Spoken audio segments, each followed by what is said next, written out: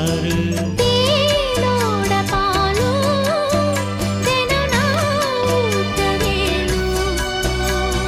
பூவான வானம் அதில் போயாட வேணும். இனிமேல என்ன வேணும்? நாளும் பொழுதெல்லாம் ஒன்ன நினைக்கிறேன். தனியா படுத்துத்தான் சுகமா ரசிக்கிறேன்.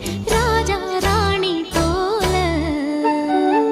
கண்ணே என் கண்மணியே, என் கையில் வந்த பூந்தோட்டமே.